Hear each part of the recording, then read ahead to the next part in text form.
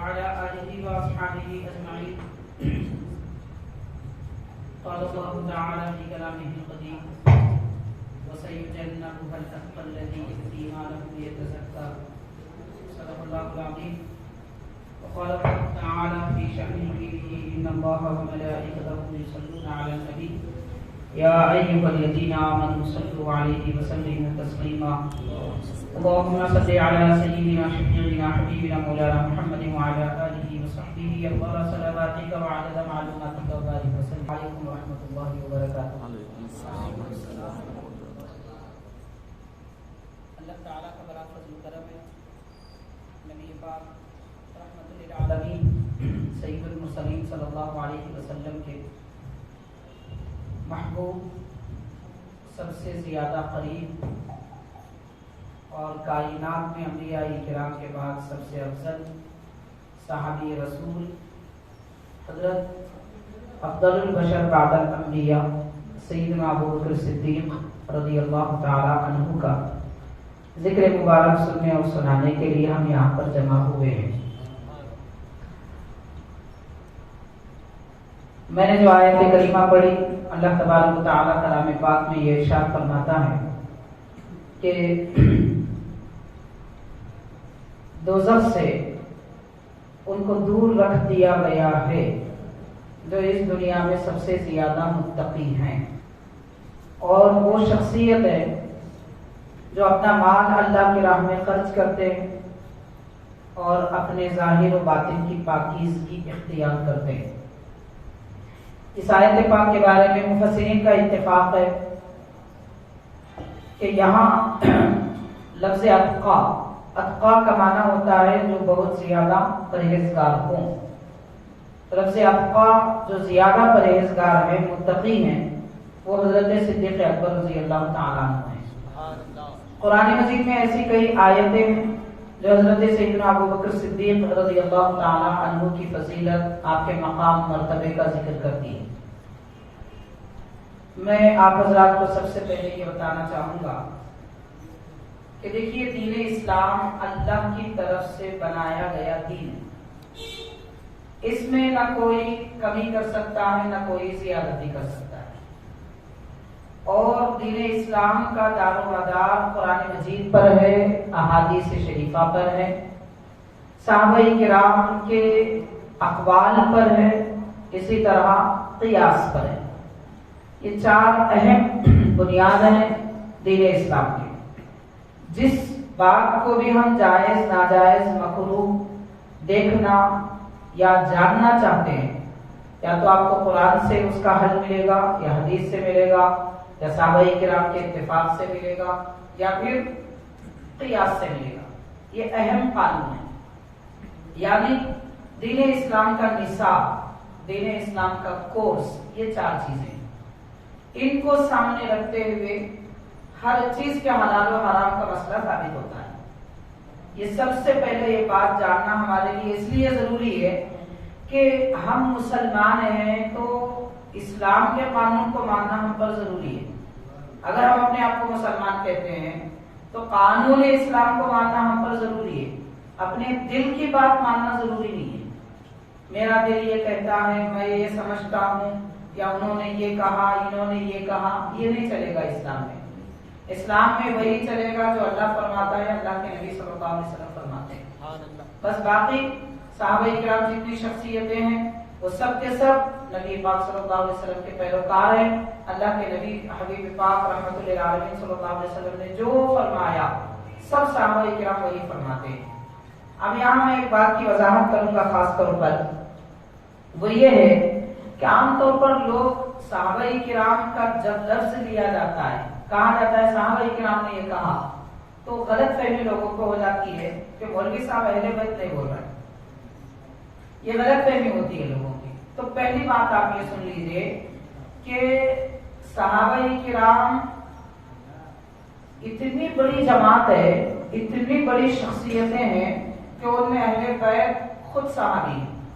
اہل بیت جتنی شخصیتیں ہیں وہ خود صحابی ہیں.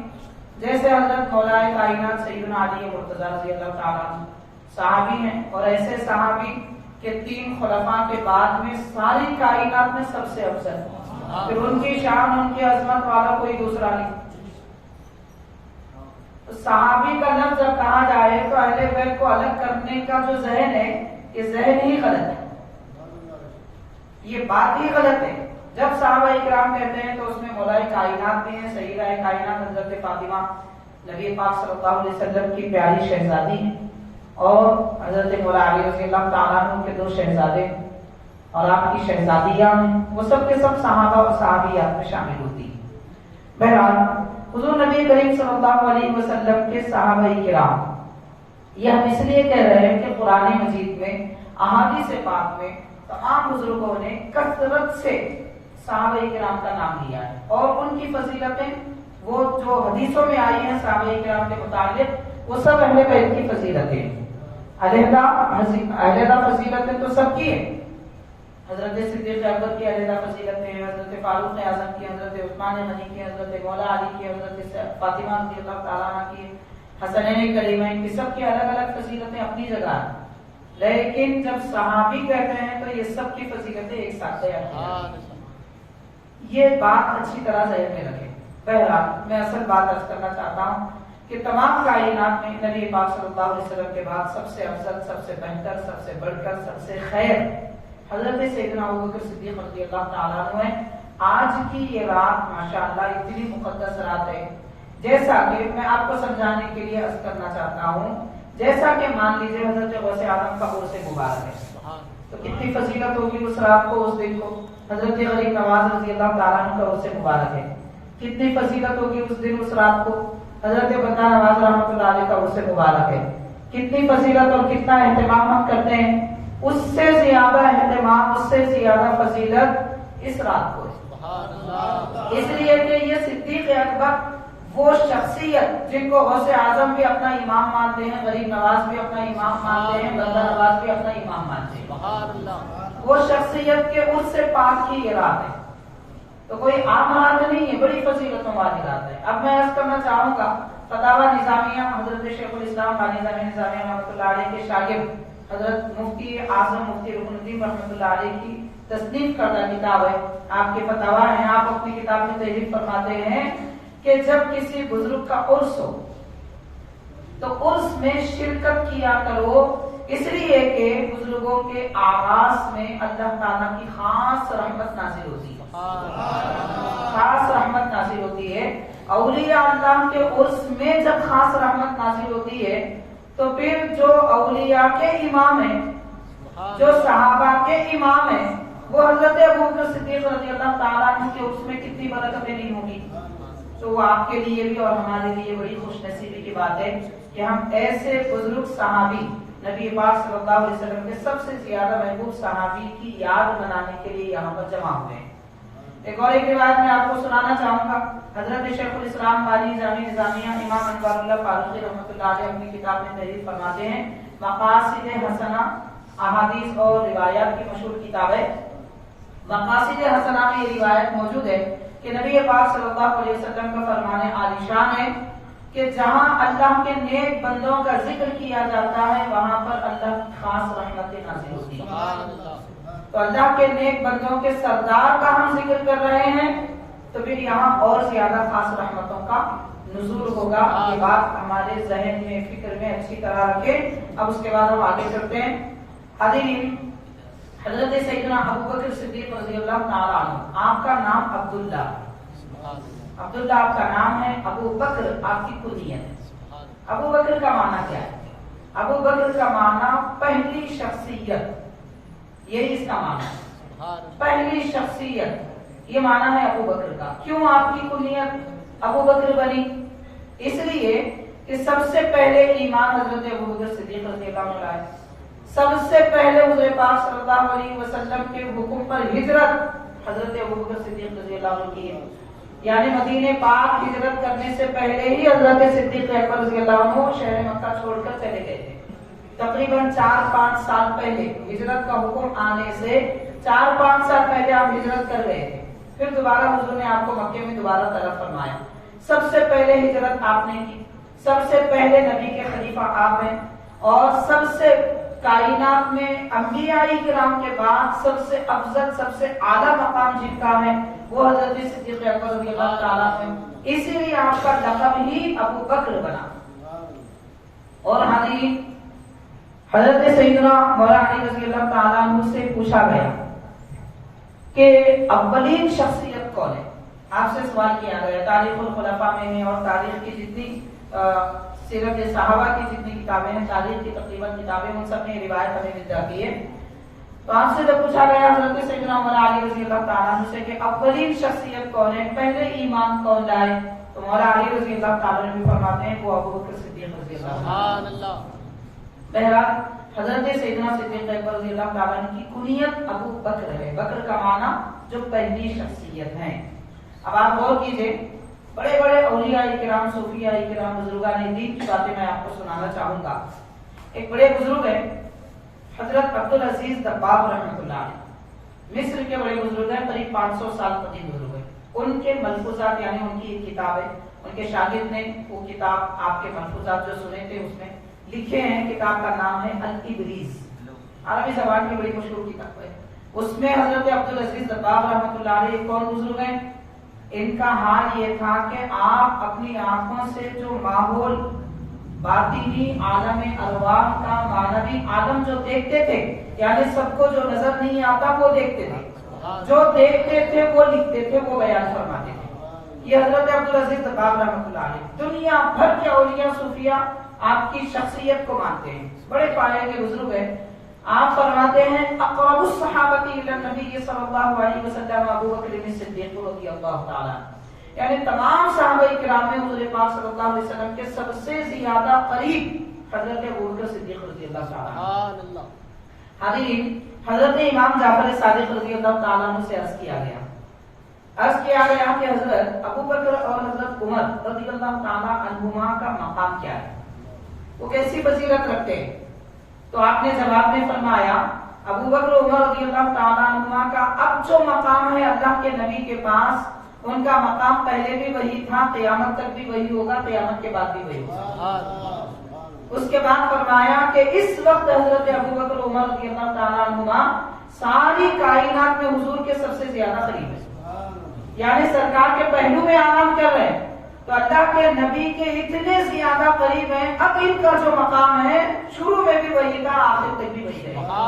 یہ کون فرما رہے ہیں؟ اہل بیت کرام کی عظیم شخصیت حضرت امام جعفر صادق رضی اللہ تعالیٰ عنہ۔ اور یہ بات کہاں لکھی ہوئی ہے؟ فضائل الصحابہ، امام دارقطنی کی کتاب ہے، اس کتاب میں آپ نے یہ قول نقل فرمایا، فضائل الصحابہ امام دارقطنی نے۔ میں جو کتابوں کے آپ کو نام دے رہا ہوں یہ قریب 900,000 سال پہلے کی کتابوں کے نام ہیں۔ تو بہرحال حاضرین کرام، یعنی اہل سنت کا عقیدہ یہ کوئی 40 سال 50 سال 30 سال پہلے بنا ہوا نہیں ہے، یہ شروع سے ابتدا سے ہے، انتہا تک رہے گا، اس میں کوئی تبدیلی نہیں آئے گی۔ اس لیے کہ ابو داؤد شریف کی حدیث ہے، نبی پاک صلی اللہ علیہ وسلم فرماتے ہیں کہ میری امت میں ایک جماعت ایسی ہے جو ہمیشہ سارے جہاں والوں پر غالب رہے گی، قوتیں آئیں گی ان کے سامنے ٹوٹ جائے گی، انہیں کوئی جھکا نہیں سکے گا۔ یہ کون سی جماعت ہے؟ سارے صوفیاء اور سارے شارحین اس حدیث پاک میں لکھتے ہیں وہ اہل سنت و جماعت ہے۔ تو اہل سنت و جماعت اگرچہ کے مقابل میں فتنے آتے رہیں گے، مٹانے کی کوشش کرتے رہیں گے، لیکن کوئی نہیں مٹا سکے گا۔ ان کی دولت ختم ہو جائے گی، ان کی قوت ختم ہو جائے گی، ان کی طاقت ختم ہو جائے گی، ان کا منصب ختم ہو جائے گا، ان کی سلطنتیں ختم ہو جائیں گی، لیکن کوئی اہل سنت کو مٹا نہیں سکے گا۔ یہ پیارے آقا صلی اللہ علیہ وسلم ارشاد فرما رہے ہیں۔ حضرت امام جعفر صادق رضی اللہ تعالی عنہ سے اس بارے میں یہ پوچھا گیا، اور اس کے بعد حضرت سیدنا ابو بکر صدیق رضی اللہ تعالی عنہ کے متعلق پیارے آقا رحمۃ للعالمین صلی اللہ علیہ وسلم کیا ارشاد فرماتے ہیں؟ تو اس کے متعلق 2-3 احادیث آپ سماعت کیجیے کہ امام جلال الدین سیوطی رحمۃ اللہ علیہ یہ حدیث اپنی کتاب میں لکھی ہے، الروض الانیق فی فضل الصدیق۔ سیدنا صدیق اکبر رضی اللہ تعالیٰ عنہ کی شان میں حضرت امام سیوطی رحمۃ اللہ علیہ یہ کب کے بزرگ ہیں؟ یہ قریب 700 سال قدیم بزرگ ہیں حضرت امام جلال الدین سیوطی رحمۃ اللہ علیہ، اور 500 کتابوں کے مؤلف ہیں، 500 کتابوں کے مؤلف ہیں۔ آج بھی دنیا بھر کے مدارس میں ان کی کتابیں پڑھائی جاتی ہیں، امام سیوطی رحمۃ اللہ علیہ کی کتاب پڑھے بغیر دنیا کا کوئی عالم نہیں بنتا. ایسے بڑے بزرگ ہیں. آپ نے صدیق اکبر رضی اللہ تعالیٰ عنہ کی فضیلت میں شان میں 40 حدیثیں ایک مختصر رسالے میں جمع فرمائی اور اس میں لکھا آپ نے کہ میں نے جلد بازی میں یہ کام کر دیا ورنہ حدیثیں تو اتنی زیادہ ہیں کہ اس کے لیے ایک بڑی ضخیم کتاب کی ضرورت ہے. جلدی میں نے 40 حدیثیں لکھ دی. تو اس میں آپ ارشاد فرماتے ہیں کہ پیارے آقا صلی اللہ علیہ وسلم حضرت ابوبکر حضرت عمر رضی اللہ تعالی عنہما کے بارے میں فرماتے ہیں احشر انا و ابو بکر و عمر رضی اللہ تعالی عنہما یوم القیامت ہکذا. حضور فرماتے ہیں کہ قیامت کے دن میں اور ابو بکر و عمر رضی اللہ تعالی عنہما ایسے میدان محشر میں آئیں گے. کیسے آئیں گے؟ اس کے بعد حدیث پاک میں آتا ہے اخرج سبابتہ وتلیہا وتلیہا، یعنی نبی پاک صلی اللہ علیہ وسلم نے اپنی شہادت کی انگلی مبارک انگشت اٹھائی، اس کے بازو والی انگلی اٹھائی، اس کے بازو والی 3 انگلیوں کو اٹھا کر اشارہ فرمایا اور اس کے بعد فرمایا کہ اس طرح ہم میدان محشر میں آئیں. سبحان اللہ. یعنی نبی پاک صلی اللہ علیہ وسلم درمیان میں ہوں گے اور دونوں جانب 2 آپ کے جانثار ہوں گے. سبحان اللہ. اور فرماتے ہیں پیارے آقا صلی اللہ علیہ وسلم کہ ہم حرمین شریفین کے درمیان میں پہنچیں گے، یعنی حرم مکہ حرم مدینہ دونوں کے درمیان جو زمین ہوگی اس زمین پہ پہنچیں گے تو مکے والے ہم سے مل جائیں گے، مدینہ والے ہم سے مل جائیں گے، اس کے بعد سارے جہاں کے لوگ ہم سے مل جائیں گے اور اسی جگہ میدان محشر قائم ہوگا. تو قیامت کے دن سب سے پہلے مزار انور سے حبیب پاک صلی اللہ علیہ وسلم تشریف لائیں گے تو آپ کے ساتھ میں آپ کے صحابہ کرام تشریف لائیں گے اور وہ حضرت سیدنا ابوبکر صدیق، حضرت عمر رضی اللہ تعالیٰ عنہ. تو بہرحال حاضرین کرام، پیارے نبی رحمت للعالمین صلی اللہ علیہ وسلم نے حضرت صدیق اکبر فاروق اعظم رضی اللہ تعالیٰ عنہ کے متعلق یہ بھی ارشاد فرماتے ہیں کہ آپ اپنی حیات طیبہ میں فرمایا ایک جانب نبی پاک صلی اللہ علیہ وسلم کے حضرت ابوبکر ہیں تو دوسری جانب نبی پاک صلی اللہ علیہ وسلم کے حضرت عمر رضی اللہ تعالیٰ عنہ ہیں اور سرکار نے ان دونوں کے ہاتھوں کو تھاما. حضور پاک صلی اللہ علیہ وسلم نے دونوں کو ہاتھوں کو تھاما ہے اور فرماتے ہیں کہ اے میرے صحابہ سن لو، قیامت کے دن ہم میدان محشر میں ایسے ہی آئیں گے. یہ کہہ کر حضور نے ان کے دونوں کے ہاتھوں کو اٹھائے، یعنی جس طرح آج یہ ہمارے ساتھ ہیں میدان محشر میں بھی ہمارے ساتھ رہیں گے. یہ فضیلتیں حضرت سیدنا صدیق اکبر فاروق اعظم رضی اللہ تعالیٰ عنہ کے. معزز حاضرین، حضور اکرم صلی اللہ علیہ وسلم نے صدیق اکبر رضی اللہ تعالیٰ عنہ کی فضیلت بیان کرتے ہوئے کیا کچھ ارشاد فرمایا. اب میں 1-2 حدیثیں حضرت مولا علی رضی اللہ تعالیٰ عنہ کی بھی آپ کو سناؤں گا جو صدیق اکبر رضی اللہ عنہ کی فضیلت کے بارے میں آپ نے سنایا ہے. چنانچہ حدیث پاک میں آتا ہے، یہ صحیح بخاری کی حدیث ہے، مسند امام احمد کی حدیث ہے، مستدرک حاکم کی حدیث ہے. ایک نہیں تقریباً 20-22 کتابوں میں یہ روایت ہمیں ملتی ہے. سیدنا مولا علی رضی اللہ تعالیٰ عنہ کے شہزادے حضرت محمد ابن حنفیہ رضی اللہ تعالیٰ عنہ فرماتے ہیں میں نے اپنے والد محترم سے پوچھا کہ حضور پاک صلی اللہ علیہ وسلم کے بعد سب سے افضل کون ہے، سب سے بہتر کون ہے؟ تو حضرت مولا علی رضی اللہ تعالیٰ عنہ فرماتے ہیں کہ خیر هذه الامہ بعد نبیہا ابو بکر صدیق رضی اللہ تعالیٰ عنہ، یعنی اس امت میں پیارے نبی صلی اللہ علیہ وسلم کے بعد سب سے بہترین ذات جو ہے وہ حضرت ابو بکر صدیق رضی اللہ تعالیٰ عنہ. یہ سیدنا مولا علی رضی اللہ تعالیٰ عنہ فرما رہے ہیں سیدنا صدیق اکبر رضی اللہ تعالیٰ عنہ کی فضیلت اور آپ کا مقام، آپ کا مرتبہ، آپ کے بہتر ہونے، آپ کے افضل ہونے کا ذکر کیا جا رہا ہے. اور حدیث حضرت سیدنا صدیق اکبر رضی اللہ تعالیٰ عنہ سے بڑھ کر اگر کوئی کسی کو فضیلت دے، کسی کو بھی فضیلت دے، اگر یہ کہے نعوذ باللہ کہ صدیق اکبر رضی اللہ تعالیٰ عنہ سے بہتر فلاں ہیں فلاں ہیں فلاں ہیں، کسی کا بھی نام لے لے، مولا علی رضی اللہ تعالیٰ عنہ خود فرماتے ہیں میں اس آدمی کو 80 کوڑے ماروں گا جو مجھے ابو بکر عمر رضی اللہ تعالیٰ عنہ سے افضل کہے. 80 کوڑے کا مطلب کیا ہوا؟ تہمت لگانے والے کی سزا ہوتی ہے. اسلام میں جو لوگ تہمت لگاتے ہیں مطلب جھوٹ بولتے ہیں کسی پر، ان کے لیے سزا مقرر کی گئی ہے. تو حضرت مولا علی رضی اللہ تعالیٰ عنہ فرما رہے ہیں میں اس آدمی کو 80 کوڑے ماروں گا. اب ظاہر ہے کہ اس زمانے میں جن لوگوں نے یہ بات کہی تھی حضرت مولا علی رضی اللہ تعالیٰ عنہ ان کے بارے میں فرما رہے ہیں بعد میں اگر کوئی کہے گا تو قیامت کے دن مولا علی کی کوڑے اسے پڑیں گے، کیونکہ آپ کی بات بیکار نہیں جائے گی. آپ جو فرماتے ہیں وہ ہو کر رہے گا اور اللہ تعالیٰ بھی اپنے محبوب بندوں کی بات، ان کا قول رائے گاں جانے نہیں دیتا، اسے پورا کر دیتا ہے۔ تو بہرحال حاضرین کرام، یہ حضرت سیدنا مولا علی رضی اللہ تعالیٰ عنہ نے جو فضیلتیں حضرت صدیق اکبر فاروق اعظم رضی اللہ تعالیٰ عنہ کے متعلق بیان فرمائی، یہ چل باتیں ہیں۔ اب ہم یہ نہ سمجھیں کہ ساری فضیلتیں انہیں بزرگوں کے لیے، حضرت صدیق اکبر فاروق اعظم کے لیے۔ یاد رکھیے نبی پاک صلی اللہ علیہ وسلم نے دین اسلام کو ایک باغ بنایا، چمنستان بنایا۔ اسلام ایک ایسا باغ ہے کہ اس میں ہر رنگ، ہر بو خوشبو کے مہکتے پھول اور مہکتے اس میں پودے نظر آتے ہیں، اور ہر اللہ کے نبی کے جانشار، وہ صحابی ہوں یا اہل بیت کرام ہوں، وہ سب ہمارے سر کے تاج ہیں، ہم ان کے غلام ہیں، ان کے نالین ہمارے سروں پر ہیں۔ اور اہل سنت و جماعت کا یہ عقیدہ ہے کہ ہم سب سے محبت کرتے ہیں، سب کی تعظیم کرتے ہیں۔ اگر کوئی صحابہ کی تعظیم کرے، اہل بیت کو برا بولے، وہ اہل سنت سے خارج ہے۔ کوئی اہل بیت کی تعظیم کرے، صحابہ کو برا بولے، وہ بھی اہل سنت سے خارج ہے۔ ہمارے اکابر، ہمارے بزرگوں نے ہمیں تعلیم یہ دی ہے کہ ہم محبت ہر اس شخصیت سے رکھیں گے جنہوں نے ہم پر احسان کیا، یعنی مسلمانوں پر احسان کیا ہے۔ اللہ کے نبی کے صحابہ نے بھی ہم پر احسان کیا ہے، اہل بیت کرام نے بھی ہم پر احسان کیا ہے۔ اب آپ دیکھیے دوسری جانب، ایک طرف مولا علی رضی اللہ تعالیٰ صحابہ کرام کی تعلیم اس طرح بیان فرما رہے ہیں، دوسری طرف حضرت سیدنا صدیق اکبر رضی اللہ تعالیٰ عنہ کا حال کیا ہے۔ صحیح بخاری شریف کی حدیث ہے، حضرت صدیق اکبر رضی اللہ تعالیٰ عنہ فرماتے ہیں، ارقبو، اے لوگوں یاد رکھو، ارقبو اہل بیت النبی کی، اے لوگوں نبی پاک صلی اللہ علیہ وسلم کے گھرانے والوں کو یاد رکھو۔ جب تم دیندار ہو تو جب بھی دین کا معاملہ کرو، اہل بیت کو یاد رکھو، نبی پاک صلی اللہ علیہ وسلم کو یاد رکھو۔ اس کے بعد دوسری حدیث پاک میں آتا ہے، یہ حدیث جو ہم نے سنائی وہ تو بخاری شریف کی حدیث ہے، دوسری حدیث پاک میں آتا ہے، حضرت صدیق اکبر رضی اللہ عنہ فرماتے ہیں، اگر میرے گھر والوں کی کوئی ضرورت ہو اور نبی کے گھر والوں کی کوئی ضرورت ہو، اور میرے سامنے ایک ہی راستہ ہو کہ میں اپنے گھر والوں کی ضرورت پوری کروں یا پھر پیارے نبی کے گھر والوں کی ضرورت پوری کروں، تو میں اپنے گھر والوں کو چھوڑوں گا، اللہ کے نبی کے گھر والوں کی ضرورت پوری کروں گا۔ مطلب آپ یہ بتانا چاہتے ہیں میرے گھر میں بھی لوگ بھوکے ہوں، پیارے آقا کے گھر میں بھی بھوکے ہوں، میں اپنے بچوں کو بھوکا رکھوں گا، نبی کے نواسوں کو کھلاؤں گا، ان کے گھر والوں کو کھلاؤں گا۔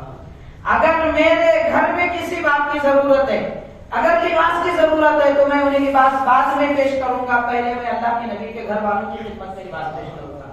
یہ سیدنا صدیق اکبر رضی اللہ تعالیٰ عنہ اہل بیت کرام کے ساتھ محبت کی تعلیم دیتے ہیں، یہ ہمارا دین ہے، یہ ہم کو سکھاتا ہے۔ بہرحال حاضرین، حضرت سیدنا صدیق اکبر رضی اللہ تعالیٰ عنہ کے مطابق یہ بھی روایت میں آتا ہے، ایک مرتبہ حضرت سیدنا صدیق اکبر رضی اللہ تعالیٰ عنہ نے، یہ حدیث پاک ہے، دیلمی مسند الفردوس دیلمی میں ہے اور دیگر حدیث پاک کی کتابوں میں، اور ہمارے ہندوستان کے ایک بڑے محدث گزرے، صوفی ہیں، بزرگ ہیں، ولی ہیں، حضرت شاہ ولی اللہ محدث دہلوی رحمۃ اللہ علیہ، آپ کی کتاب ہے ازالۃ الخفا، یہ قریب 280 سال قدیم گزر گئے، اور ہندوستان میں اس وقت جتنے بڑے بڑے ادارے، تقریباً جتنے بڑے مدارس ہیں، خواہ وہ اہل سنت کے ہوں یا پھر بدعقیدہ لوگوں کے ہوں، سارے لوگوں کو حدیث شاہ ولی اللہ محدث دہلوی نے سکھائی ہے، سب کی سند حدیث کا تعلق حدیث انہوں نے زنجیر سے سیکھی تھی، ملتا ہے حضرت شاہ ولی اللہ محدث دہلوی سے۔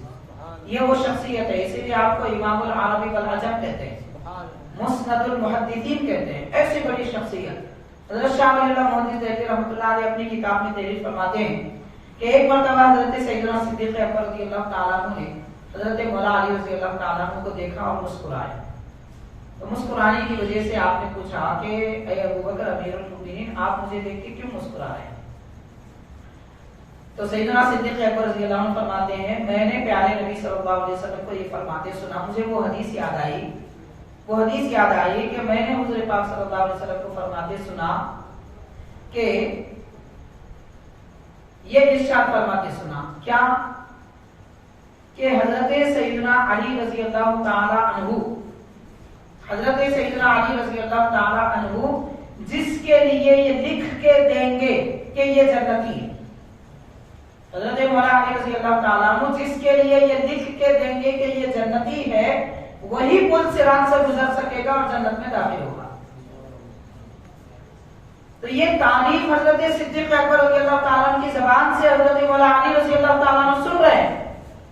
یہ سننے کے بعد حضرت علی رضی اللہ تعالیٰ عنہ مسکراتے ہیں اور یہ ارشاد فرماتے ہیں کہ امیر المؤمنین، میں نے حضور کو یہ بھی فرماتے سنا، آپ نے جو سنا میں نے یہ بھی فرماتے سنا کہ علی اسی کے لیے جنت کا پروانہ دکھے گا جس کے دل میں ابو بکر صدیق کی محبت ہو۔ تو اگر حضور نے یہ فرمایا ہے کہ میں لکھوں گا تو جنت میں لوگ جائیں گے، حضور نے یہ بھی فرمایا ہے کہ میں اسی کے لیے لکھوں گا جس کے دل میں صدیق اکبر کی محبت ہو۔ اب آپ غور کیجئے، اس وقت ایک پروپیگنڈا منایا جا رہا ہے، عجیب سی باتیں دنیا میں چل رہے ہیں۔ صحابہ کرام اہل بیت سے لڑتے تھے، اہل بیت صحابہ کرام سے لڑتے تھے، لا حول ولا قوت الا باللہ۔ بس اس کے سوا ہم کیا کہہ سکتے ہیں؟ یاد رکھیے، جس آدمی کا ذہن جیسا ہوتا ہے وہ ویسی ہی سوچتا ہے، ویسے ہی بولتا ہے۔ آج کل ہمارا مزاج کیا ہے؟ ہم 2 گز زمین کے لیے بھائی سے لڑ لیتے ہیں، بہن سے ناراض ہو جاتے ہیں، ماں باپ سے ناراض ہو جاتے ہیں، دوستوں پہ بھروسہ اٹھ جاتا ہے۔ دنیا کی خاطر ہم لڑ رہے ہیں اور ہم یہ سمجھ رہے ہیں کہ اللہ کے نبی نے جن کو پالا پوسا، تربیت کی، ان کے دلوں کو صاف کیا، کفر و شرک مٹا کر اللہ کی محبت ڈالی، ایمان کی شمع ان کے دل میں حضور پاک صلی اللہ علیہ وسلم نے رونق بخشی، کیا پیارے نبی نے جن کو سنوارا وہ بگڑ سکتے ہیں؟ غور کرنے کی بات ہے۔ مان لیجئے کہ اگر کسی باپ سے کوئی دوسرا اس کا دوست کہے کہ تمہارا بچہ بگڑا ہوا ہے، باپ بولے گا میں نے اسے سنوارا ہے، میرا بچہ کیسے بگڑے گا؟ یعنی ایک باپ اپنے بچے کے بگڑنے کو نہیں مانتا اس لیے کہ میں نے تربیت کیا ہے۔ ہماری تربیت اتنی اچھی اور اتنی بھروسہ مند ہوتی ہے کہ بچہ غلط بھی کرے تو صحیح، اور پیارے نبی نے جن کو سنوارا، جن کے دلوں کو آباد کیا، پھر کیا وہ صحابہ کرام، وہ اہل بیت کرام دنیا کے لیے لڑیں گے؟ ایک کافر بھی یہ بولی نہیں بول سکتا، اس لیے کہ اس کو بھی یقین ہے اللہ کے نبی نے جن کو سنوارا وہ کبھی بگڑ نہیں سکتے۔ پھر ہم مسلمان ہو کے ایسی باتیں کیسے کر سکتے ہیں؟ اسی لیے حاضرین اہل سنت و جماعت کا یہ عقیدہ ہے، اہل سنت و جماعت کا یہ عقیدہ ہے، نبی کے صحابہ بھی پاک ہیں، نبی کے گھر والے بھی پاک ہیں، ان کے پاس نہ دنیا آ سکتی ہے، نہ گندگی آ سکتی ہے، نہ برائی آ سکتی ہے، اور نہ ہی ان کے دل ناپاک ہو سکتے ہیں۔ کیوں؟ قرآن مجید میں تو آتا ہے، اللہ تبارک تعالیٰ نے فرمایا اے میرے نبی کے گھر والو، اللہ تعالیٰ فرما رہا ہے میں نے تمہیں پاک و صاف کر دیا ہے، ناپاکیوں سے دور رکھا ہے۔ اور حدیث پاک میں آتا ہے، نبی پاک صلی اللہ علیہ وسلم نے فرمایا ساری دنیا میں سب سے زیادہ پاک دل اللہ تعالیٰ نے میرے صحابہ کے بنائے، اس لیے میری صحبت میں ان کو رکھا۔ ان کے دل اگر ناپاک ہوتے تو وہ میری صحبت میں نہیں رہ سکتے۔ اب غور کیجئے کہ یہ حدیث یہ قرآن کہہ رہی ہے، اس لیے میں نے ابتدا میں چند باتیں کہی تھی۔ یہ ہمارا دین ہے، یہ دین کا ایک قانون ہے۔ آپ ہندوستان میں رہتے ہیں تو قانون کے مطابق زندگی گزارتے ہیں۔ اب آنے والا کل کا دن ریپبلک ڈے کون سا دن ہے؟ قانون 26 جنوری، یہ قانون کا دن ہے۔ ہندوستان کا قانون ہمیں قانون پر چلنا سکھاتا ہے۔ اگر ہم قانون ہندوستان کے خلاف جائیں گے تو مجرم ہوں گے، تو پھر اسلام کے قانون کے خلاف جانے کے بعد میں کیسے جنتی ہوں گی؟ کیسے کوئی امید کر سکتا ہے میں اللہ کے خلاف بھی جاؤں گا، حضور کے خلاف بھی چلوں گا، نبی کے صحابہ کے خلاف بھی جاؤں گا، اہل بیت کی پیروی بھی نہیں کروں گا، ان سے محبت بھی نہیں رکھوں گا، اور پھر میرے لیے جنت ہوگی؟ کیسے ہو سکتا ہے؟ تو عقیدہ اہل سنت کے مطابق پیارے آقا صلی اللہ علیہ وسلم کے تمام جانصاف بہتر ہیں، پاک ہیں۔ اللہ تعالیٰ نے ان کے دل، ان کے جسم، ان کی فکر، ان کی عقل، ان کا دل، ہر چیز انہیں پاک بنا دیا۔ تو وہی طہارت، وہی پاکیزگی کو ہمیں اپنے پیش نظر رکھنا ہے۔ حضرت سیدنا صدیق اکبر رضی اللہ تعالیٰ کے متعلق تفصیلات تو بہت ساری ہیں، میں آپ کو اور مختصر باتیں عرض کر کے اپنی بات ختم کروں گا۔ حضور پاک صلی اللہ علیہ وسلم نے ارشاد فرمایا ما سب اللہ فی صدری الا وسببتہ فی صدری ابی بکر. سرکار فرما رہے ہیں اللہ تعالیٰ نے میرے دل میں جو کچھ ڈالا میں نے وہ سب ابو بکر صدیق کے دل میں اونڈیل دیا. اب آپ غور کیجئے کہ پیارے نبی صلی اللہ علیہ وسلم کا ظرف کا مطلب قلب مبارک کتنا بڑا ہے. زمین چھوٹی آسمان چھوٹا ہے. زمین چھوٹی آسمان چھوٹا ہے. اللہ تعالیٰ کی معرفت, اللہ تعالیٰ کی محبت سرکار دو عالم صلی اللہ علیہ وسلم کے قلب مبارک میں جتنی پائی جاتی ہے ساری کائنات میں ایک قطرے کے برابر بھی نہیں ہے. ساری کائنات میں ایک قطرہ برابر بھی نہیں ہے. رب کی اتنی محبت, اتنی اللہ تعالیٰ کی پہچان حبیب پاک صلی اللہ علیہ وسلم کے قلب مبارک میں. تو حضور اکرم صلی اللہ علیہ وسلم فرما رہے ہیں کہ اللہ نے میرے دل میں جو ڈالا میں نے سب ابو بکر کے دل میں اونڈیل دیا. اونڈیلنا کس کو کہتے ہیں؟ ایک مثال دے رہا ہوں, میں صرف مثال دے رہا ہوں. مان لیجئے کہ آپ ایک گھڑا پانی لائے اور حوض میں ڈال دیے, تو یہ گھڑا پلٹا کے جو ڈال رہے ہیں سارا پانی اس میں داخل ہو جائے گا, اب گھڑے میں کچھ نہیں بچے گا. اس کو کہتے ہیں اونڈیلنا. تھوڑا ڈال دیے بچا دیے تو اس کو کہتے ہیں ڈالنا. تو عربی میں سرکار یہ فرما رہے ہیں سب ما سب اللہ فی صدری الا وسببتہ فی صدری ابی بکر. رب نے مجھے جو دیا میں نے ابو بکر کے دل میں اونڈیل دیا. مگر ایک بات یہ بھی یاد رکھیے, ہم کوئی چیز اونڈیل دیتے ہیں تو وہ چیز خالی ہو جاتی ہے, لیکن سرکار دو عالم صلی اللہ علیہ وسلم نے اپنے قلب مبارک سے جو نعمتیں صدیق اکبر رضی اللہ تعالیٰ عنہ کے دل میں اونڈیل دی ہے تو وہ ان کے دل میں بھی ہیں, سرکار کے قلب مبارک میں حضور کی شان کے مطابق ہے. ابو بکر جتنا دے سکتے تھے حضور نے اتنا دیا, ایسا نہیں ہے کہ سب دے دیا. اب آپ سمجھیں کہ اونڈیلنے کے بعد ایسا کیسا ہو سکتا کہ سرکار کے پاس بھی ہو. تو ایک مثال دوں گا آپ کو میں. مان لیجئے کہ ماشاءاللہ اچھے بڑے بڑے ناخواں حضرات یہاں پر بیٹھے ہوئے, کسی ایک کی سی ڈی یا وغیرہ آپ کے پاس ہو اور آپ سے آپ کے دوست نے خواہش کی کہ بھائی وہ نعتیں اچھی ہیں ذرا ہمارے کو دے دیجیے, میں کاپی کر لے کے دوں گا. تو کیا کرتے ہیں آپ کاپی کر لیتے. کاپی کرنے کے بعد میں آپ کے سسٹم میں بھی نعتیں آ جاتی, وہ سی ڈی میں ختم ہو جاتی, پن ڈرائیو میں بھی رہتی, سی ڈی میں بھی رہتی, فون ہے تو فون کی گیلری میں بھی رہتی. وہ چیز وہاں بھی محفوظ ہے یہاں بھی محفوظ ہے. تو ایک انسان کے بنائے ہوئے آلے میں اس کی بنائی ہوئی چیز میں کوئی چیز کاپی ہونے کے بعد بھی محفوظ رہ سکتی ہے. پھر اللہ نے پیارے نبی کا قلب مبارک بنایا اور رب نے جو نعمتیں دی نبی پاک صلی اللہ علیہ وسلم نے صدیق اکبر کے قلب مبارک میں منتقل فرما دی. حضرت صدیق اکبر کا قلب مبارک سرکار کے دل کے مقابل میں ہم نہیں کہہ سکتے, اشارہ کر کے نہیں کہہ سکتے, ایک ذرے کے برابر ہے. تو سرکار کا قلب مبارک اتنی وسعتیں رکھتا ہے کہ سارا جہاں بھی اس میں سما جائے تو ذرے کے برابر ہے. یہ ہمارے آقا صلی اللہ علیہ وسلم کے قلب مبارک کی بات. اب آپ اس کو اور مزید سمجھنا چاہتے ہیں تو میں ایک مثال دوں گا.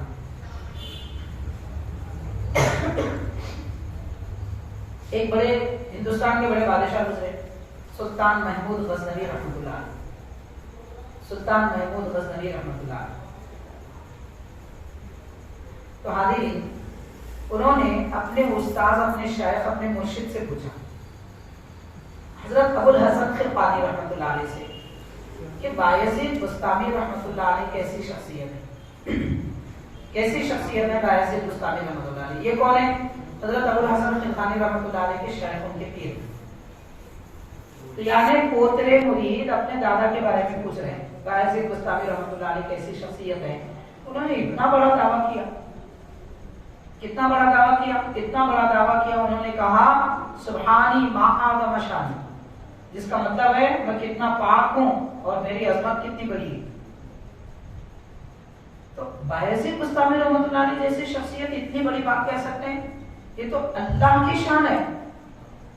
اللہ تعالیٰ ہی یہ فرما سکتا ہے, فرمایا ہے سبحانی ما اعظم شانی. تو جو بات رب نے فرمائی, جو کلام رب نے فرمایا, بایزید بستامی کیسے کہہ سکتے ہیں؟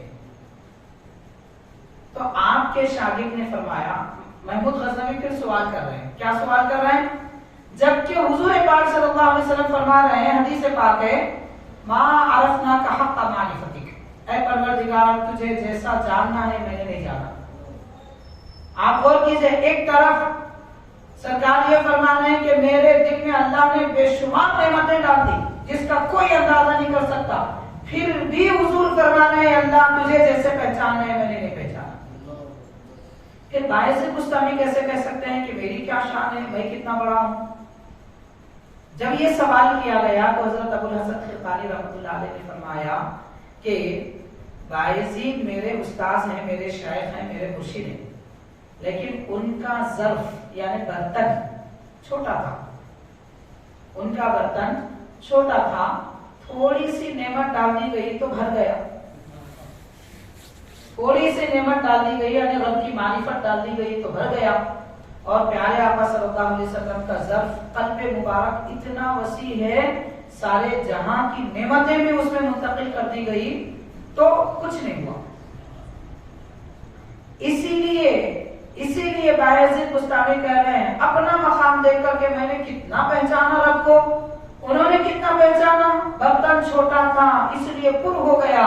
کہنے لگے سبحانی مادہ شانی، سرکار کا ظرف مبارک اتنا بڑا، ساری جہاں کی نعمتیں منتقل کر دی گئی، رب کی ساری معرفتیں منتقل ہو گئی، محبتوں کا سمندر موجزن ہے پیارے آقا کے قلب مبارک میں، لیکن اس کے باوجود فرماتے ہیں اے پروردگار تجھے جیسے جاننا تھا میں نے نہیں جانا.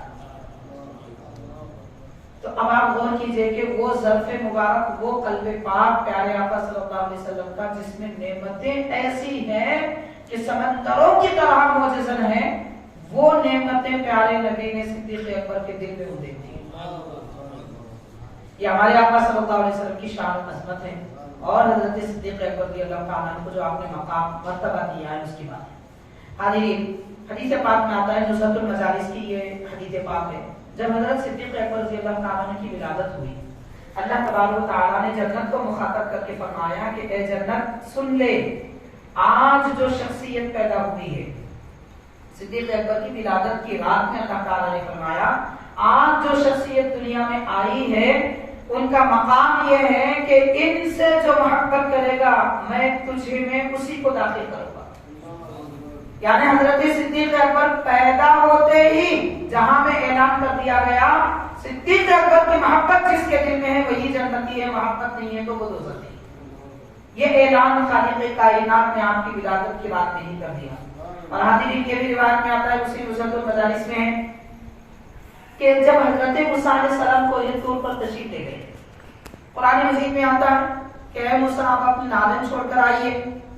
اللہ تعالیٰ نے کیوں فرمایا کہ نالین چھوڑ کے آئیے؟ اس کے بارے میں اگر کہا جائے تو مفسرین نے جو اس کے اسرار نکات وغیرہ بیان فرمائے ہیں وہ تقریباً 20-25 تقریباً ہیں. کیا وجہ ہے؟ یہ بھی وجہ ہے، یہ بھی وجہ ہے، یہ بھی وجہ، بہت ساری ہیں. میں ساری وجہ اب بیان نہیں کروں گا، لیکن ایک بات ضرور بیان کروں گا. اسی نزہۃ المجالس میں آتا ہے اللہ تبارک و تعالیٰ نے اس لیے فرمایا کہ کوہ طور پر نالین چھوڑ کر آنے کا حکم حضرت موسیٰ علیہ السلام کو اس لیے دیا گیا کہ وہاں کی مٹی سے حضرت صدیق اکبر رضی اللہ تعالیٰ عنہ کا جسم پاک بنایا گیا.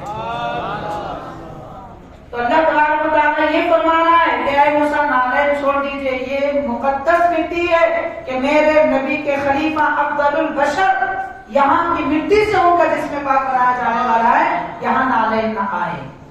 اس میں کوئی شک کی بات نہیں ہے کہ حضرت موسیٰ علیہ السلام حضرت صدیق اکبر رضی اللہ تعالیٰ عنہ سے افضل ہے، اعلیٰ مقام رکھتے ہیں، ان کی شان ان کی عظمت کی کوئی انتہا نہیں ہے. لیکن اللہ تبارک و تعالیٰ دنیا والوں کو صدیق اکبر کی فضیلت بتانا چاہتا ہے، اس لیے حضرت موسیٰ علیہ السلام سے فرمایا آپ نالین چھوڑ دیجیے. بہرحال حاضرین کرام اور بھی بہت ساری وجوہات ہیں. بعض مفسرین نے یہ بھی لکھا ہے، خاص طور پر بانی جامع نظامی شیخ الاسلام امام انوار اللہ فاروقی رحمۃ اللہ علیہ کے شاگرد رشید ہیں حضرت علامہ سید ابراہیم ادیب رضوی رحمۃ اللہ علیہ. آپ نے یہ تحریر فرمایا، اپنی آپ کی کتاب ہے تفسیر سورہ والتین، عربی کتاب ہے، اس کا ترجمہ بھی آپ نے کیا ہے، کتاب چھپ چکی ہے. تو اس میں آپ یہ فرماتے ہیں کہ اس وقت حضرت موسیٰ علیہ السلام کے نالین شریف کو کسی کا بلغم لگا ہوا تھا، تھوک کوئی آدمی جو تھوک دیتا ہے وہ لگا ہوا تھا. اس وجہ سے اللہ تعالیٰ نے فرمایا کہ آپ نالین چھوڑ دیجئے اور آگے آئیے. اور ایسی بہت ساری وجوہات ہیں. बहरहाल वो मिट्टी सिद्दीक़ अकबर रज़ियल्लाहु ताला अन्हु के जिस्म पाक के लिए मुंतखब थी, इसलिए नाले छोड़ने का हुक्म दिया गया। हाज़रीन, हज़रत सैयदना अबू बकर सिद्दीक़ रज़ियल्लाहु ताला अन्हु की शान, अज़मत और मकाम और मर्तबा कितना बयान किया जाए कम है। आखिरी एक दो तीन वाक़यात आपके जिक्र करके मैं अपनी बात खत्म करूंगा। हज़रत सैयदना अबू बकर सिद्दीक़ रज़ियल्लाहु ताला सिद्दीक़ अकबर रज़ियल्लाहु ताला अन्हु जब गारे सौर में हुज़ूर पाक सल्लल्लाहु अलैहि वसल्लम के साथ जब तशरीफ ले गए, तो वाक़या तो बड़ा तफसीली है, सब सुनते हैं माशाअल्लाह। वहां तशरीफ ले जाने के बाद एक बड़े बुजुर्ग बयान फरमाते हैं।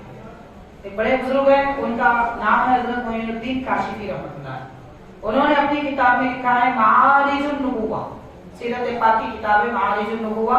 उसमें आप तहरीर फरमाते हैं हज़रत सिद्दीक़ अकबर रज़ियल्लाहु ताला अन्हु जब गार में जलवा अफरोज थे, नबी पाक सल्लल्लाहु अलैहि वसल्लम वहां पर मौजूद है, तो गार की सफाई करने के दरमियान हज़रत सिद्दीक़ अकबर रज़ियल्लाहु ताला अन्हु ने गार के पिछले हिस्से में जो दीवार थी, पिछले हिस्से में जो दीवार थी, वो दीवार की तरफ जब नजर दौड़ाई तो छोटा सा सुराख नजर आया, रोजन जिसे कहते हैं, छोटा सा सुराख नजर आया। उसमें आपने झांक कर देखा तो देखा कि उसके पीछे एक नहर बह रही है, नहर में एक कश्ती है, कश्ती में एक मल्लाह है और नहर के उस पार एक बाग है। मल्लाह ये कह रहे हैं कि आओ कश्ती में सवार हो जाओ, उस बाग में जाएंगे। तो हज़रत सिद्दीक़ अकबर रज़ियल्लाहु ताला अन्हु फरमाते हैं कि मैं नबी पाक सल्लल्लाहु अलैहि वसल्लम के दरबार में हाजिर हूँ, हुजूर का घर छोड़कर मैं किसी बाग में जाना नहीं चाहता। आपने ये फरमाया। उसके बाद वो बाग भी गायब हो गया और वो सुराख भी गायब हो गया। नबी पाक सल्लल्लाहु अलैहि वसल्लम से आपने अर्ज किया कि हुजूर मैंने एक चीज देखी है, यानी अलानिया सरकार की मौजूदगी में सिद्दीक़ अकबर ने देखा था। तो नबी पाक सल्लल्लाहु अलैहि वसल्लम ने फरमाया कि अबू बकर, अल्लाह ताला आपको आपकी मंजिल बताना चाहता है। सुभान अल्लाह। बात दरअसल ये है कि ये जो गार के पीछे नहर की बात की गई वो आबे कौसर की नहर है, और उसमें जो कश्ती थी वो जन्नत के फरिश्ते रिजवान हैं जो कश्ती चला रहे थे और आपको लेकर जन्नत में ले जाना चाहते थे। आप अगर चले जाते तो जन्नत में पहुंच जाते। जैसे हुजूर मिसाल देकर फरमा रहे हैं, जैसे कि हजरत इदरीस अलैहिस्सलाम को अल्लाह ताला ने आपकी जिंदगी में आसमान की तरफ उठा लिया। कुरान मजीद में मौजूद है सूरह मरियम में, वरफानाहु मकानन अलिया, हमने हजरत इदरीस अलैहिस्सलाम को जन्नत ऊंचे मकाम यानी जन्नत में उठा लिया।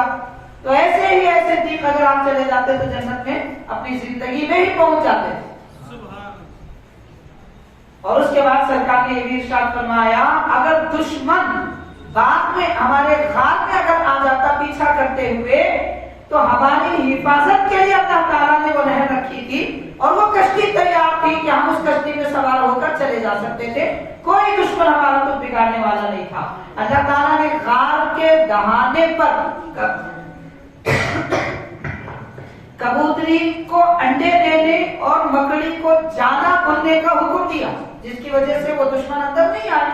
अगर वो आ जाते तो भी हमारे पीछे रास्ता था, हम वहां से निकल जा सकते थे, दुश्मन हमें कुछ नहीं कर सकता। मारिजुन नबुवा में हजरत मोइनुद्दीन काशिफी रहमतुल्लाह अलैह करीब 700 साल कदीम बुजुर्ग हैं, हिंदुस्तान के बड़े बुजुर्ग हैं। फारसी ज़बान में आपने एक किताब लिखी है, आपने ये वाक़या उस किताब में तहरीर फरमाया। हाज़रीन किराम, अब देखिए हजरत सिद्दीक़ अकबर रज़ियल्लाहु ताला अन्हु की शान अज़मत के मुताबिक सैयदना सिद्दीक़ अकबर रज़ियल्लाहु ताला अन्हु के मुताबिक लिखा जाता है, जब आप खिलाफत की बागडोर संभाले, खलीफा अव्वल बने, हुज़ूर पाक सल्लल्लाहु अलैहि वसल्लम ने आपको खलीफा मुंतखब फरमाया। और हदीस पाक के बाज़ाब्ता एक नहीं दो नहीं सैकड़ों हदीस की किताबों में नबी पाक सल्लल्लाहु अलैहि वसल्लम ने इरशाद फरमाया कि यक़्बल मुमिनूना इल्ला अबा बकर। सरकार फरमा रहे हैं कि अल्लाह ताला यही चाहता है और दुनिया के सारे मोमिन यही चाहते हैं कि अबू बकर सिद्दीक मेरे खलीफा बने और मेरे नाइब बने। ये हुजूर फरमा रहे हैं। सैकड़ों हदीसों की किताबों में रिवायत मौजूद है, एक दो की बात नहीं है, मैं कोई अब नाम गिनाने की जरूरत भी नहीं पड़ेगी। तो हाज़रीन, नबी पाक सल्लल्लाहु अलैहि वसल्लम ने पहले ही से सहाबा इकराम को फरमा दिया था कि मेरे बाद खलीफा अबू बकर सिद्दीक रज़ियल्लाहु ताला अन्हु। तो बहरहाल इसीलिए हजरत सैयदना मौला अली रज़ियल्लाहु ताला अन्हु फरमाते हैं, हजरत सैयदना मौला अली रज़ियल्लाहु ताला अन्हु सरकार दो आलम सल्लल्लाहु अलैहि वसल्लम के विसाल मुबारक के बाद में تجہیز و تکفیر کے معاملے میں مصروف تھے۔ آپ کو جب یہ معلوم ہوا کہ صدیق اکبر رضی اللہ تعالیٰ عنہ کے ہاتھ پہ بیعت ہو رہی ہے، آپ کو خلیفہ منتخب کیا گیا ہے، تو حضرت امام حسن رضی اللہ عنہ فرماتے ہیں کہ حضرت علی رضی اللہ تعالیٰ عنہ کے بدن مبارک پر اوپر چادر بھی نہیں تھی، آپ ایسے ہی نکلنے لگے، گھر کے باہر نکل گئے اور میں چادر لے کر آیا تو آپ اوڑھ لیے، مگر چادر گھسیٹتے ہوئے حضرت صدیق اکبر کے پاس آئے اور یہ کہنے لگے کہ آپ نے مجھے پہلے خبر کیوں نہیں دی؟ تو صدیق اکبر نے فرمایا کہ علی کیا ناراض ہو؟ تو عرض کرتے ہیں کہ امیر المؤمنین میں ناراض نہیں ہوں، میں یہ چاہتا ہوں کہ سب سے پہلے آپ کے ہاتھ پہ بیعت کروں اور آپ کو اپنا نبی کا خلیفہ مانوں، اس لیے میں جلد بازی کے ساتھ آپ کے پاس آیا ہوں۔ حدیث پاک ہے، باضابطہ حضور شیخ الاسلام بانی جامع نظامیہ رحمۃ اللہ علیہ اپنی کتاب مقاصد الاسلام حصہ پنجم میں نقل فرمائے۔ تو حاضرین کرام، حضرت سیدنا صدیق اکبر رضی اللہ تعالی عنہ کے مطابق کہ جب آپ خلیفہ منتخب ہوئے، دوسرے دن جیسا ہمیشہ آپ کرتے تھے ایسے ہی اپنے کندھے پر کپڑوں کا گٹھا لے کر نکلے، اور دوسرے صحابہ کرام جو بیت المال کی کمیٹی اور خلیفہ منتخب کرنے کی جو کمیٹی تھی وہ تقریباً 6 صحابہ کرام تھے، ان حضرات میں سے ایک صحابی نے دیکھا اور کہنے لگے آپ کاروبار کریں گے، آپ بازار میں جائیں گے، آپ تجارت کریں گے، تو پھر یہ مسلمانوں کی باغ ڈور کون سنبھالیں گے؟ ہم کو کون سنبھالے گا اگر آپ تجارت کریں گے؟ تو صدیق اکبر رضی اللہ عنہ نے فرمایا اگر میں تجارت نہ کروں تو پھر میرے بال بچوں کو کون کھلائے گا؟ تو یہ بات پہلے دن، خلافت کے پہلے دن کی بات ہے۔ یہ صحابہ کرام کی جو کمیٹی 6 حضرات کی تھی، ان میں حضرت مولا علی، حضرت عثمان غنی، حضرت ابو عبیدہ بن جراح، حضرت عبد الرحمن بن عوف رضی اللہ تعالیٰ عنہ اجمعین، یہ سارے حضرات تھے۔ ان کی فوراً کمیٹی بھیجی اور کہنے لگے کہ یہ بات بالکل درست ہے، حضرت صدیق اکبر کے لیے بیت المال سے وظیفہ جاری ہونا چاہیے۔ تو حاضرین، یہ پہلا قانون ہے جو قوم کی خدمت کرتا ہے اس کے لیے بیت المال سے وظیفہ جاری ہوتا ہے۔ اسی لیے جہاں جہاں اسلامی حکومتیں، اسلامی سلطنتیں تھی، وہاں سب سرکاری طور پر دین کی خدمت کرنے والوں کے لیے وظیفے جاری ہوتے ہیں، اور جب سے اسلامی حکومتیں ختم ہو گئی تو دین کی خدمت کرنے والوں کی خدمت ایمان والے کرتے ہیں، مسلمان کرتے ہیں، اور وہ دین کی خدمت میں لگتے ہیں۔ بہرحال حاضرین، حضرت صدیق اکبر رضی اللہ تعالیٰ عنہ کے لیے تقریباً 4 درہم مقرر کیے گئے۔ ماہانہ آپ کا مشاہرہ، جسے ہم تنخواہ کہتے ہیں، آپ کا ماہانہ معاوضہ اور مشاہرہ 4 درہم مقرر کیے گئے، اور وہ صحابہ کرام مقرر کرتے ہیں۔ آج آپ غور کیجئے، اگر کوئی پی ایم سی ایم ہو جائے، کیا کوئی منتخب کر سکتا ہے تمہاری تنخواہ؟ اتنی تنخواہ تو مقرر ہوتی ہے، مگر جو ایکسٹرا آمدنی ہوتی ہے اس کا کوئی حساب نہیں ہوتا۔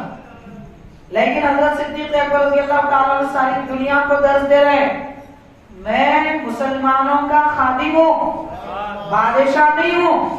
آپ یہ فرما رہے ہیں میں مسلمانوں کا خادم ہوں، اگر میرے گھر کا خرچ بھی کوئی منتخب کرے گا تو وہ مسلمان ہی ہوں گے۔ 4 درہم مقرر کیے جاتے ہیں۔ حاضرین، 1-2 مہینے گزرنے کے بعد میں حضرت صدیق اکبر رضی اللہ تعالیٰ عنہ کے دستر پہ میٹھا آتا ہے، اور آپ یاد رکھیے حضرت ابوبکر صدیق رضی اللہ تعالیٰ عنہ جب تجارت کرتے تھے خلیفہ ہونے سے پہلے، اہل مدینہ کے مالدار شخصیتوں میں شمار ہوتے تھے۔ ظاہر ہے تجارت کرنے والے تو مالدار ہی ہوں گے، اہل مدینہ کے مالدار شخصیتوں میں شمار ہوتے تھے۔ جب خلافت کا منصب سنبھالا تو سب سے غریب ہو گئے، سب سے غریب ہو گئے۔ اسی لیے حضرت بانی جامع نظامیہ رحمۃ اللہ علیہ فرماتے ہیں کہ یہ خلافت راشدہ جو خلافت نبوت ہے، اس کو کون اپنے گلے لگائے گا کہ اس خلافت کی ذمہ داری سنبھالنے والے کو پیٹ بھر کر روٹی اور جسم بھر پہننے کے لیے لباس نہیں مل سکتا؟ ایسی خلافت کو کون گلے لگائے گا؟ وہ خلفائے راشدین ہی ہیں۔ ان کا صبر، ان کا تحمل، ان کی اعلیٰ ظرفی ہے کہ انہوں نے اس خلافت کو قبول کیا، ورنہ کوئی قبول نہیں کر سکتا۔ تو حاضرین، خلافت کا مطلب یہ دنیا کی سلطنت نہیں ہے۔ دنیا کی سلطنت ہوتی تو لوگ لڑ لیتے، خلافت میں لینا نہیں ہوتا، خلافت میں سب دینا ہوتا ہے۔ جہاں دینے کی بات آتی ہے وہاں کون آگے بڑھے گا؟ وہ صدیق اکبر کی شان تھی جو آگے بڑھے، فاروق اعظم کی شان تھی جو آگے بڑھے، عثمان غنی کی شان تھی جو آگے بڑھے، مولا علی کا مقام تھا جو آگے بڑھے. ورنہ ہر کسی کے بس کی بات نہیں ہے کہ جہاں کھونے کے لیے کوئی تیار ہو جائے. خلافت لینے کی بات نہیں کرتے، خلافت کھونے کی بات کرتی ہے. انہوں نے اپنی ساری جائیداد کھو دی، انہوں نے اپنا سارا گھر بار کھو دیا، لیکن اسلام کو بچا لیا. اس کو خلافت راشدہ کہتے ہیں، اس کو خلافت نبوت کہتے ہیں. بہرحال حاضرین، جب آپ کے دسترخوان پر میٹھا آیا، حضرت صدیق اکبر رضی اللہ تعالیٰ عنہ نے اہلیہ محترمہ سے فرمایا کہ آپ کے پاس اتنے پیسے کہاں سے آئے کہ میٹھا بنا سکے؟ بیت المال سے ہمیں اتنی تنخواہ نہیں ملتی، اتنا مشاورہ نہیں ملتا کہ ہم میٹھا بنا سکیں.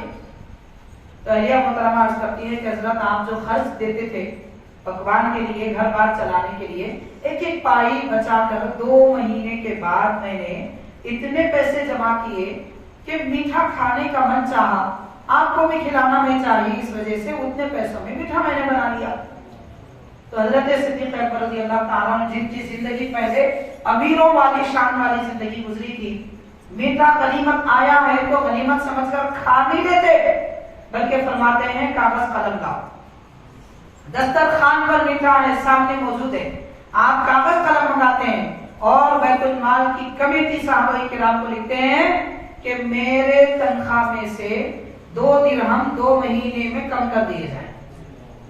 اس لیے کہ 2 درہم کی بچت سے 2 مہینے میں ایک بار میرے گھر میں میٹھا بن سکتا ہے، اور مجھے میٹھے کی ضرورت نہیں ہے، نہ میرے کو نہ میرے گھر والوں. سوکھی روٹی سے میرا گزارا ہو سکتا ہے، میں اپنی قوم کا پیسہ میٹھا کھانے کے لیے استعمال نہیں کروں گا. یہ تقوی، یہ پرہیزگاری ہے. سارا جہاں احتجاج کرتا ہے تنخواہ بڑھاؤ، صدیق اکبر احتجاج کرتے ہیں تنخواہ گھٹاؤ. یہ شخصیت کا نام ہے حضرت ابوبکر صدیق رضی اللہ تعالیٰ. تقوی، پرہیزگاری. اسی لیے قرآن نے کہا اتقا، سارے جہاں میں سب سے بڑے پرہیزگار وہ حضرت ابوبکر صدیق رضی اللہ تعالیٰ. ایسے بے شمار آپ کے احوال اور واقعات ہیں. بہرحال حاضرین کرام، آج کی شب بڑی متبرک رات ہے. یہ وہ رات ہے جس میں حضرت صدیق اکبر رضی اللہ تعالیٰ عنہ کا وصال اگلے دن ہوا، اور اسی دن کی یہ مقدس رات ہے. ہمارے پاس اہل سنت و جماعت کا یہ طریقہ رہا ہے، جتنے بزرگان دین دنیا سے وصال کر جاتے ہیں ان کا عرس مناتے ہیں. عرس کا مطلب خوشی کا موقع، اسی لیے عربی میں عرس شادی کو کہتے ہیں. کس بات کی شادی؟ مطلب شادی کا مطلب خوشی. نکاح وہ اسلام میں ہے، ہماری بول چال میں جس کو ہم شادی کہتے ہیں اس کا اصل معنی ہے خوشی. تو اس کا معنی ہے شادی مطلب خوشی. کس بات کی خوشی؟ اس بات کی خوشی کہ بندہ جب تک اس کی روح جسم میں مقید ہے، گویا کہ وہ ایک پنجرے میں، اور جب روح جسم سے جدا ہو جاتی ہے، آزاد ہو کر اللہ کی قربت کے مقامات کی سیر کرنے لگتی ہے جس کا کوئی اندازہ نہیں کر سکتا. تو اللہ کے بندے اللہ کے قریب ہو جاتے ہیں. اس سے بڑھ کے ان کے لیے کیا خوشی، اور اس سے بڑھ کے ہمارے لیے کیا خوشی کہ جن سے ہم محبت کرتے ہیں وہ رب کے قریب ہے، اور ہم ذکر کر رہے ہیں تو وہ ہمارا ذکر اللہ کے دربار میں کر رہے ہیں کہ اے پروردگار، تیرے بندے کے چاہنے والے تیرے بندے کا ذکر کر رہے ہیں. تو ہم اللہ والوں کا ذکر کرتے ہیں، اہل بیت کرام، صحابہ کرام، اولیاء اللہ کا. تو اللہ کے بندے بھی اللہ کے پاس ہمارا ذکر کرتے ہیں. یہ فضیلت ہمیں ملتی ہے، اس لیے بزرگوں کے عرس کا اہتمام، ان کی مجلسوں کا اہتمام کیا جاتا ہے. بہرحال ان ساری باتوں سے ہمارے سامنے عقیدے بھی پختہ کرنے کی ہمیں ضرورت ہے، اعمال میں بھی ہمیں پختگی حاصل کرنے کی ضرورت ہے. اور یہ جو دونوں میں پختہ ہوتے ہیں وہ سچے پکے سنی ہوتے ہیں، ورنہ ٹلمل ہوتے ہیں، نہ ادھر کے نہ ادھر کے. بڑا مشہور محاورہ ہے، نہ خدا نہیں ملا نہ عیسیٰ علیہ السلام، نہ ادھر کے رہے نہ ادھر کے رہے. اور ہمارے دکن کا محاورہ ہے کہ دھوبی کا کتا گھر کا نہ گھاٹ کا. ایسا نہیں بننا چاہیے. ہم دامن تھام لیں نبی کے جانثاروں کا، وہ صحابہ کرام بھی ہیں، اہل بیت پاک بھی ہیں. ان کا دامن جب تک تھامیں گے، ان کی محبت جب تک دل میں رہے گی، ان کی عظمت جب تک دل میں بسے رہے گی، اور ان کے نقش قدم پر جب تک چلتے رہیں گے، ہم کامیاب. اور جب ان کو بھول جائیں گے سمجھ لیجیے کہ ہمارے لیے دنیا میں بھی خسارہ، آخرت میں بھی خسارہ ہے. اللہ تعالیٰ سے دعا ہے حضرت سیدنا صدیق اکبر رضی اللہ تعالیٰ عنہ کا فیضان عطا فرمائے، اور جو کچھ یہ محفل سجانے میں حضرات نے کوششیں کی ہیں، مولا ان کو دنیا و آخرت میں سرخری عطا فرما۔ تمام اہل بیت کرام، صحابہ کرام، سیدنا صدیق اکبر، فاروق اعظم، عثمان غنی، مولا علی رضوان اللہ علیہم اجمعین کا فیضان ہمارے دلوں میں جاری و ساری فرما، اور ان سب کی محبت ہمارے دلوں میں جاگزی فرما۔ صلی اللہ تعالی وسلم علی خیر خلقہ سیدنا محمد و آلہ و اصحابہ اجمعین، والحمد للہ رب العالمین۔